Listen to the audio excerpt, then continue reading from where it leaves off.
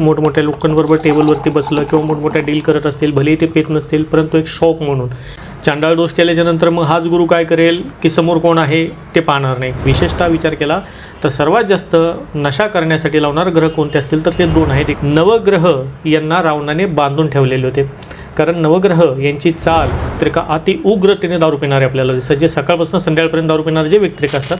ओम सात नमोजारी गुरुजी वारी वादा गुरुच्या धनसे सद्गुरु महायुगमत संत्रनाथ सापरेश चैतन्य सद्गुरु शंभूजित गुरु गोरक्षनाथ बाबा परेश नवनाथ सावळे सदोगारेशाला निरंजन आदेश. आजच्या भागामध्ये आपण ग्रहमान आणि पत्रिकेमध्ये असे कोणते ग्रह असतात की जे खऱ्या अर्थी एखाद्या व्यक्तिरेखेला नशेची लत लावू शकतात. आता नशेची लत ही काय फक्त दारूपुरती मर्यादित नाही आहे, याच्यामध्ये अनेकसे काही भाग येतात ज्यामध्ये लत हा प्रकार मोडला जातो. पण विशेषतः जे दारूचं व्यसन जे एखाद्या व्यक्तिरेखेला लागू शकतं त्याबद्दल कोणकोणते ग्रह किंवा पत्रिकेमध्ये कशा रीतीने ते ग्रहमान होऊ शकतात त्यावरती मी माहिती देण्याचा प्रयत्नाच्या विशेष भागामध्ये केलेला आहे. अनेक वेळा तुम्ही ऐकलं असेल, इव्हन तुम्ही सुद्धा कधी पत्रिका दाखवली असेल किंवा कोणाची पत्रिका पाहिलेली असेल किंवा कुठल्या मित्राची तुम्ही ऐकलेली असेल, त्यावेळेस बऱ्याच वेळा आपल्याला ऐकायला येतं की एखादी नशेची लत लागण्यासाठी किंवा कोणत्याही पद्धतीचं व्यसन लागण्यासाठी विशेषतः राहू हा ग्रह कारणीभूत असतो.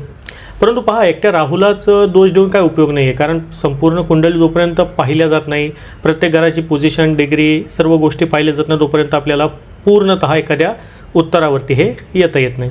त्यामुळे काही फक्त एकटाच राहू नशेची लत लावतो, इतर ग्रह लावू शकत नाहीत, हे विधान पूर्णतः एकतर खोटे आहे. सेकंड पॉईंट आहे की राहूबरोबरच कुंडलीमध्ये असलेले सर्वच्या सर्व ग्रह एखाद्या व्यक्तिरेखेला लत लावण्यासाठी नशेडी बनवण्यासाठी सुद्धा हे निश्चितपणे त्यांचं कुठे ना कुठे हे योगदान असतं. आज मग कोणकोणत्या ग्रहापासून कशा रीतीने नशा केली जाऊ शकते किंवा कोणता ग्रह एखाद्या व्यक्तिरेखेला कशा रीतीने नशा करवू शकतो ते आज आपण पाहणार आहोत. पत्रिकेमध्ये सपोज जर चंद्रमा तुमचा पीडित असेल, आता चंद्रमा पीडित कसा होतो हे पत्रिका पाहिल्यानंतर समजतेच.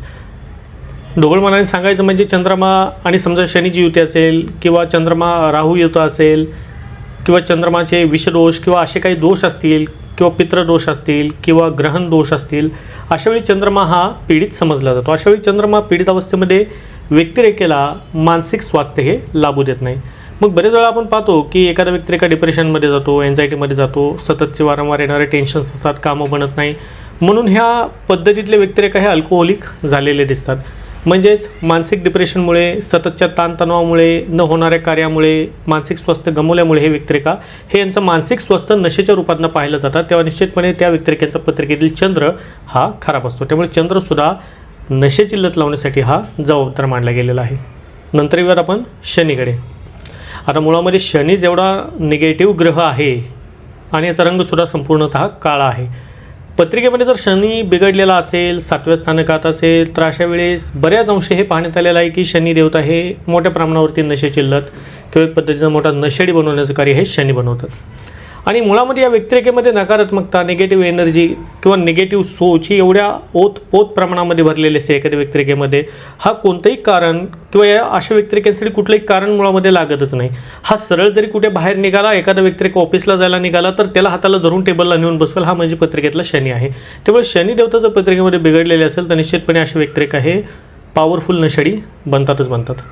यानंतर आपण येऊया सूर्याकडे. सूर्य देवतासुद्धा एखाद्या व्यक्तिरेखेला नशा करण्यासाठी हा भाग पाडू शकतो. तुम्ही म्हणाल कसे? मुळामध्ये पहा, सूर्याचं पत्रिकेमध्ये पोझिशन असेल यात सर्व गोष्टी डिपेंड आहे, परंतु त्याचबरोबर सूर्यदेवता हा जर विचार केला तर हा रजोगुणयुक्त मानला गेलेला आहे. ज्यांच्या पत्रिकेमध्ये सूर्य गडबडलेला असेल किंवा सूर्य जर व्यवस्थित नसेल तर असे व्यक्तिरेखा अहंकार दाटल्यामुळे किंवा चार चौघांमध्ये दिखावा करण्यासाठी सुद्धा नशा करतात. अनेक वेळा असे व्यक्तिरेखा हे सुद्धा करताना दिसलेले आहेत की मोठमोठ्या लोकांबरोबर टेबलवरती बसलं किंवा मोठमोठ्या डील करत असतील, भलेही ते पेत नसतील, परंतु एक शौक म्हणून किंवा लोकांबरोबर डीलला बसलो आहे तर ती डील क्लोज करण्यासाठी सुद्धा नशा करताना दिसतात.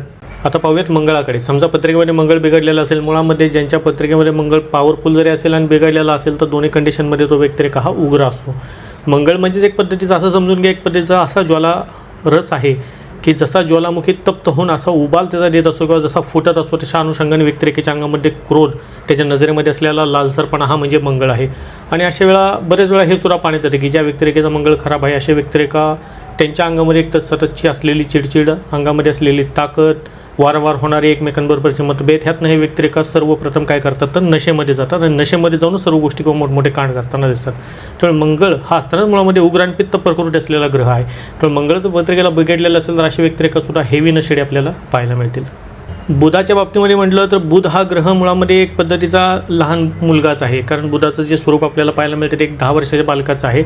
आणि बुध खऱ्या अर्थात जर पाहिलं तर शुक्र किंवा गुरु यांच्याबरोबर असेल तर बुध हा चांगले रिझल्ट पत्रिकेला देतो. परंतु जर हाच बुध समजा सूर्याबरोबर बसला किंवा मंगळाबरोबर बसला किंवा राहू युत असेल किंवा केतूबरोबर असेल तर अशावेळी बुधसुद्धा मोठ्या प्रमाणामध्ये नशा करवतो, हे सुद्धा बुध आहे.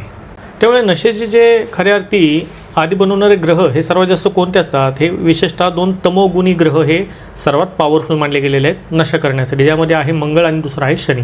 सूर्यसुद्धा आहेत, परंतु सूर्य हा रजोगुण येत आहे. सूर्यदेवताची एक खासियत ही सुद्धा आहे की पत्रिकेचा सूर्य चांगला असेल, बरे व्यक्तिरेखा समजा नशा करणार असेल परंतु त्याची प्रकृती किंवा त्याला म्हणून त्याची बॉडी हे चांगलं ठेवेल सूर्याच्या बाबतीमध्ये जर विचार केला तर. म्हणजे सूर्य त्याची एक पद्धतीची हेल्थ याचीसुद्धा काळजी घेतो. आणि सूर्यदेवता जरी बिघडलेली असेल तर अगदीच काही हेवी पद्धतीची कोणतीही नशा सूर्य एखाद्या व्यक्तिरेखेला करू देत नाही.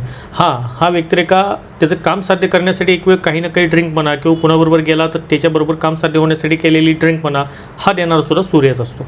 त्यामुळे विशेषतः जर विचार केला तर तमोगुण युक्त जे ग्रह आहे त्यांच्यापासून व्यक्तिरेखेला जास्त त्रास हा सदैव होत आलेला आहे. आता बृहस्पतीच्या बाबतीमध्ये म्हटला तर पहा, गुरुनी समजा पत्रिकेमध्ये चांडाळ दोष केला. चांडाळ दोष केल्याच्या नंतर मग हाच गुरु काय करेल की समोर कोण आहे ते पाहणार नाही. मग शिव्यागाळी, मारपीट, ताणतणाव यातनं अचानकपणे घेतले गेलेले कोणकोणतेही निर्णय, रागाच्या अवस्थेमध्ये रागाच्या भरामध्ये कोणत्याही पद्धतीची घेतलेली एखादी पोझिशन, एखादा निर्णय याचा कुणाचा तो विचार करत नाही. आणि ज्यावेळेस चांडाळ दोष हा ॲक्टिवेट होतो किंवा गुरु हा पॉवरफुल बनतो, चांडाळ दोष कसा होतो हे तुम्ही माहिती आहे. राहूवर गुरु बसला, केतूवर गुरु बसला तर हा चांडाळ दोष मानला गेलेला आहे. तर अशावेळी गुरु ज्यावेळेस बिघडतो त्यावेळेस हा व्यक्तिरेखा खूप मोठ्या प्रमाणावरती छोट्या छोट्या गोष्टींवरून रागामध्ये भांडणतंटे करून जातो आणि याचा राग लवकर शांत होत नाही. मग हा राग शांत करायला काय जाईल किंवा डोकं शांत करण्यासाठी काय करेल, हा पहिल्यांदा जाऊन टेबलला बसेल आणि मग तिथे नशा करेल. हा म्हणजे गुरुसला चांडाळ दोष आहे. आता पाहूयात शुक्रग्रह. शुक्र देवतेच्या किंवा शुक्रग्रहाच्या बाबतीमध्ये जर म्हटला, शुक्रग्रह हे तर मग दैत्यांचे गुरुच आहेत, यांना राक्षसांचे गुरु म्हटलं गेलेलं आहे. मग शुक्रदेवता जर समजा मंगळाबरोबर बसले, शनीबरोबर बसले किंवा राहूबरोबर बसले मग हे निश्चितपणे भोगविलासतेकडे घेऊन जातात. मग अशा व्यक्तिरेखा आपण पाहतो की मोठमोठ्या पद्धतीचे शॅम्पेन, मोठमोठ्या पद्धतीच्या हाय क्लासच्या दारू हे पिताना हे शुक्रदेवतेचे आधिपत्य किंवा बिघडलेले हे ग्रहमान दिसतात, तो व्यक्तिरेखा दिसतो. अनेक वेळा हे पाहण्यात येतं की डान्स बार असेल किंवा महिलांच्या हातून शराब सेवन करणे म्हणजे स्त्रियांकडनं दारू पिणे याचासुद्धा शौकीन बनवणारा हा शुक्र असतो. त्यामुळे शुक्रदेवतासुद्धा इतर ग्रहांच्या तुलनेत किंवा एकटे असताना हे पत्रिकेला ठीक आहेत, परंतु जर शनी, राहू किंवा खास करून मंगळसारखी जर यांना संगत भेटली तर निश्चितपणे हे भोगविलास यांच्याकडे घेऊन जाणारे हे शुक्रग्रह आहेत. त्यामुळे या अनुषंगाने काय फक्त एकटा राहू किंवा ज्या अनुषंगाने जी तुम्ही माहिती आतापर्यंत घेतली यानुसार तुम्ही हे समजून घेतलेलं असेल की तुमच्या घरामध्ये जरी कुणाची पत्रिका असेल तुम्ही ते पाहू शकता आणि त्याप्रमाणे तुम्ही प्रोडक्शन चांगले ज्योतिषचार्यांकडनं करू शकता. त्यामुळे फक्त एकटा राहूच काही एखाद्या संपूर्ण व्यक्तिरेखेला नशेडी बनवण्याचं कार्य कधीही करत नाही आहे. राहूबरोबर हे सुद्धा ग्रह ज्यांची आता तुम्ही माहिती घेतली हे सुद्धा ग्रह हे निश्चितपणे बनवतात. विशेषतः विचार केला तर सर्वात जास्त नशा करण्यासाठी लावणारे ग्रह कोणते असतील तर ते 2 आहेत. एक तर शनी आणि सेकंड पॉईंट आहे तो म्हणजे मंगळ. शनी ज्यावेळेस त्याच्या पोझिशनमध्ये येईल, ॲक्टिवेशनमध्ये येईल, महादशा चालतील, 7.5 चालतील, अंतर्दशेमध्ये शनी चालेल किंवा 7व्या स्थानकात शनी बसलेला असेल, विशेषतः 6व्या स्थानकामध्ये असेल तर अशा स्थानकातले शनी हे निश्चितपणे नशा हे करवतात. आणि सर्वात अलग नशा ज्याला म्हणूयात की आपण पाहतो की रस्त्यावरती मग लोळत पडलेले आपल्याला दारुडे दिसतात किंवा गटारामध्ये पडलेले दारुडे दिसतात. यांच्यामध्ये सर्वात जास्त प्रभावता किंवा पॉवरफुल मानलं गेलेलं आहे राहूला मंगळाची साथ भेटणे. म्हणजे राहू मंगळ एखाद्या पत्रिकेला जर टॉप ऑफ दी पोझिशनला बिघडलेला असेल तर हे व्यक्तिरेखा अति उग्रतेने दारू पिणारे आपल्याला दिसतात. जे सकाळपासून संध्याकाळपर्यंत दारू पिणारे जे व्यक्तिरेखा असतात हमखासपणे अशा व्यक्तिरेखेच्या कुंडलीमध्ये पत्रिकेमध्ये त्या पिरियडमध्ये राहू आणि शनी हे जबरदस्त पॉवरफुल चाललेले असतात. या अनुषंगाने आजच्या या भागामध्ये मी तुम्हाला पत्रिकेनुसार या गोष्टी समजून सांगायचा प्रयत्न केला. सेकंड पॉईंट मी यापूर्वी अनेक वेळा सांगितलेला आहे की करणी भानामती होताना सुद्धा पत्रिकेतली ग्रहदशा ही कारणीभूत असते.